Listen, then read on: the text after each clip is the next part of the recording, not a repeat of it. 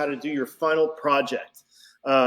Basically, what I'd like you to do is to go through all of the material from this art history unit that is from, let's see, our Renaissance art history all the way through realism. It's not that many different slide presentations, but you're going to go through all of them, and you're going to look at all the PDFs and all the slideshows, and you're going to choose either an artwork or an artist whose work appealed to you the most. So let's say you haven't chosen an artwork, but you really liked the way that Raphael's paintings went. You would do a Google image search for Raphael and maybe art, just because there's a lot of Raphaels out there, and you need to be able to refine your search. So you're going to go to images, and you are going to go to tools, and you are going to go to size, and you are going to go to large. And you're going to see his School of Athens comes up, and you're going to maybe choose something else. Maybe you saw an image that you really liked within this PDFs, and you don't need to Google the name of an artist, but you really liked, like, let's say you really liked Vermeer, Officer, and Laughing Girl. So you're going to go to this, you're going to choose a nice high-resolution image, and that's why you had searched for one. So you can see the numbers here. The bigger they get, the better. You're going to right-click. You're going to go Open Image in New Tab. That didn't work. It didn't open the big one. So we're going to look for the big image of this. Where could it be? Tools, size, large. Wikipedia seems to have it. That looks good. We're going to open the image in a new tab. Now the image is open, nice and big in a new tab. We're going to go through that same process as before to create a new Google drawing. So that's drawings.google.com/new. Will that work? Let's see. Great. We're going to go back here. We're going to right click. We're going to hit copy image. We're going to go here and we are going to hit edit, paste. That pastes the image into the page nice and big. I'm going to go ahead and go to edit. Sorry, not edit. Tools. What I want to do is I want to trim the size of my Google drawing to the size of the image. So how do I do that? I'm going to go to File, maybe Page Setup, Standard 4.3, Custom. Okay, here we go. So I know that this image was 1200 by 1307. So I'm going to go to Pixels. I'm going to go to 1200 by 1307. I'm going to hit Apply. And now I know that if I make my image take up the full size of the box, it won't distort it. Now I've got my image on the canvas, and what I want to start doing is looking for strong compositional lines. Typically, these would be lines that exist along the edge of a form. For example, this line here.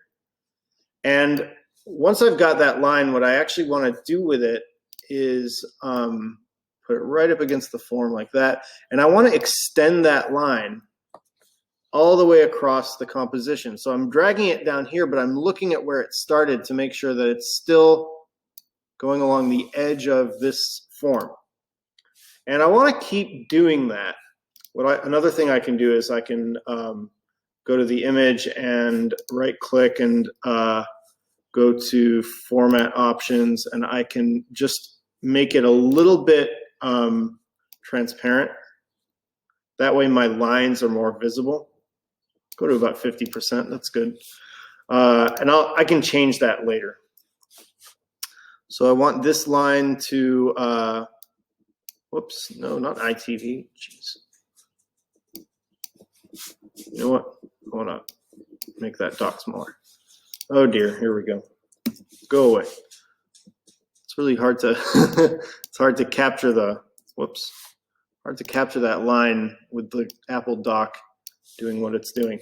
Anyway, we're going to keep adding lines. So I found this nice strong compositional line. I want to find another one.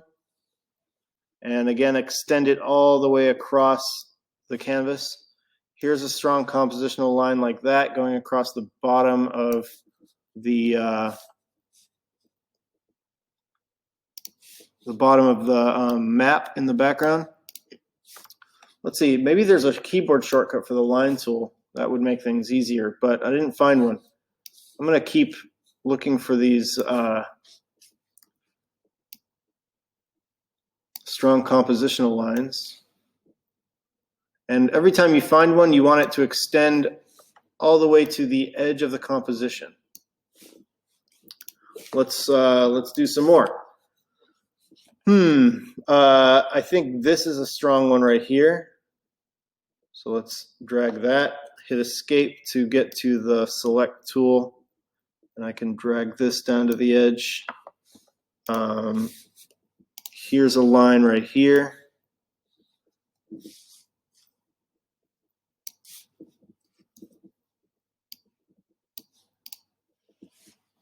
And I'm just going to keep going with this for a while.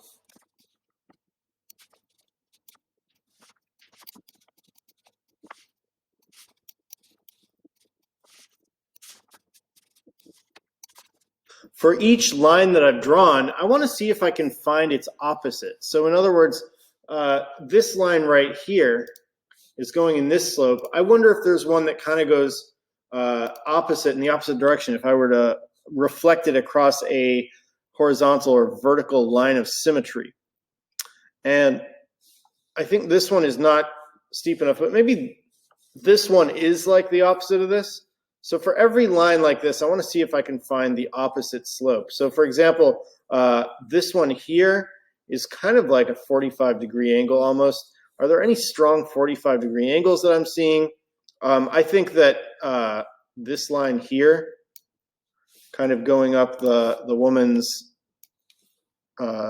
sleeve, it's a little bit steeper, isn't it? But I'm going to go ahead and use that line anyway. And I'm going to keep looking for more lines. Every time I find one, I want to see if there's one that goes in the opposite direction. And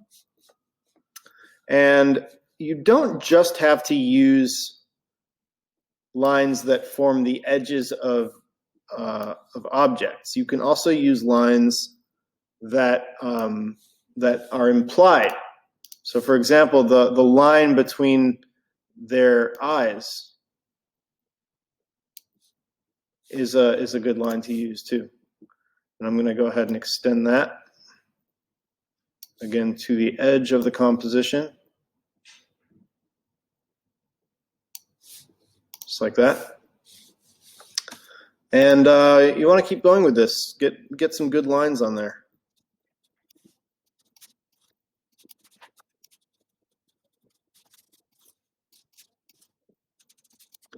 Let's see, once you've gotten a bunch of lines, I would say you should be making at least 10 or 15 or 20 lines. We are taking this image and we are going to bring it to the front.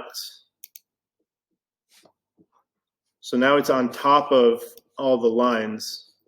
And what I want to do is actually figure out a way to hide it. So what I'm going to do is I'm going to hit Control or Command X. So I will cut the image. I'm going to select all my lines and group them so that I can't select them individually. They're all one thing. And now I'm going to hit Command V or Control V again. I'm going to send this to the back. And I'm going to up the transparency. Sorry, I'm going to get rid of the transparency just so that I can see the colors really well. I'm going to take the lines and I'm going to change them to a color that I can see really easily, like red. And now I'm going to start creating polygons. So polyline, and what I want to do is, sorry, not that. I want to do, yeah, I want polylines, whoopsie daisy. That's right. And I want to start filling in shapes. And I can choose to incorporate or ignore any shape I want, or sorry, any line segment. So maybe I want to go from here to here, and I like this shape like that. So as you can see, I've ignored this line and this line, but I've kind of paid attention to the other ones. And then with the fill color, I want to go to custom, and I want to try and use colors that I find in the composition. So maybe for this one, I want to like try and find that background color, which is like a light desaturated white like this. And of course, I'm going to get rid of the border color because we don't want those. And then I'm just going to kind of keep going with this. So here's my polyline again, polyline tool. And now I want to select here to here, here to here, maybe up here, down here like that. And this time I'm going to fill it with like, I'm going to see if I can get close to that gold. Unfortunately, I can't select it directly this way, but we'll see if there's a way to do that.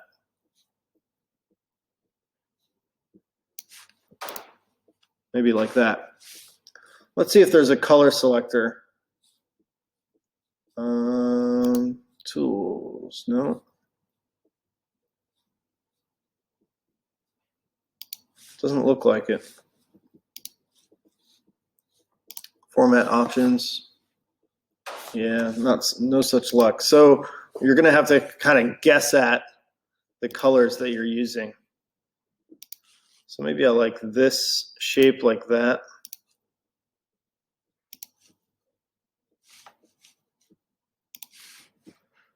And this is going to be, this time I want it to be like that blue right there, which is kind of like this. Actually, it's a little bit darker. There we go. And I'm going to keep going pretty much until I've filled this whole thing with color. And once you do that, you're going to go back and select your lines and get rid of them so that the only thing left are the colored polygons. And if you want to, you can also layer the colors just like you did with the underpainting exercise from earlier. So for example, if you want to do this,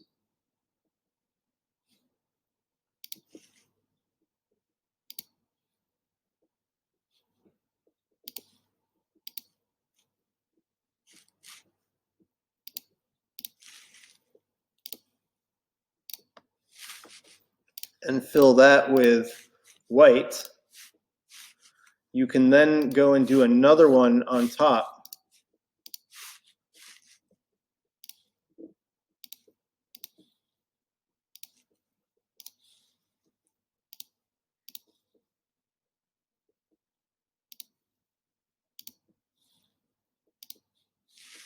And that one is going to have color on it,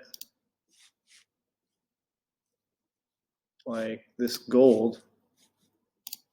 Get rid of the border. Let's go for,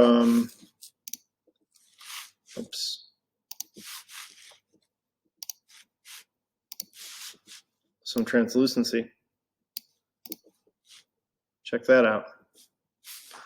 So, sorry, I did that wrong. This one shouldn't be translucent because it doesn't go over top of any other colors. What we want is to create a translucent shape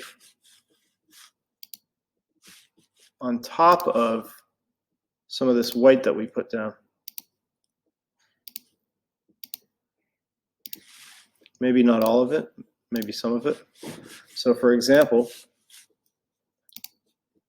like this, and then we will go to custom transparency. And now we are painting. So what I'd like you to do is to fill your entire composition this way. It should take you roughly an hour at least. If you haven't spent an hour on this, it's going to show. And what you're going to end up with is going to be a really impressive looking work of art, a digital work of art, no less. And this is how we have to do things during a pandemic, guys. Hopefully this is a tool and a skill set that you can bring with you both into the world of digital image making and into the world of real art production, where these same sensibilities are going to be useful. So that's pretty much it. I'm really looking forward to seeing what you come up with, and best of luck with it. Right up front, I just want to say that this project is something that I borrowed from a former mentor of mine, Pheoris West, who is an amazing painter.